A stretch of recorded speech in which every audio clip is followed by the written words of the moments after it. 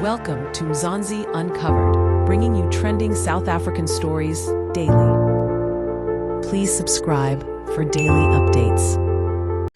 It's not because they're acquaintance that I slept in the house. It's because it was a free piece. And I'm not working, I'm a pensioner. So here is it's a nice place, by the way. It's a free piece, so I sleep. I'm not in government. I'm not going to declare. I guess if I were in government, I would have gone and declared, but now I sleep, I wake up, I go home.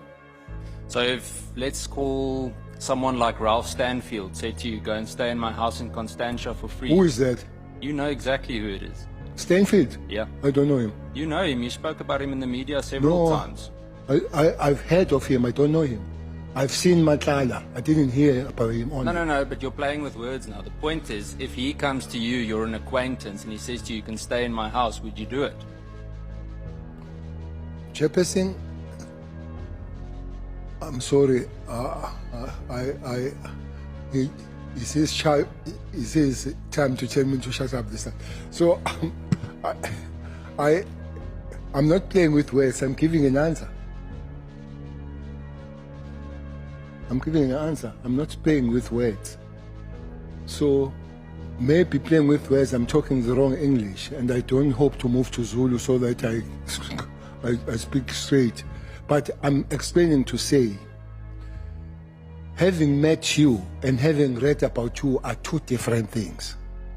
I've met Matlala. I've read about this guy Stein and all that. So I don't know him as I would know a person. Even once, it does make a difference. That's why I know you even then. And also, I'm not playing with the words.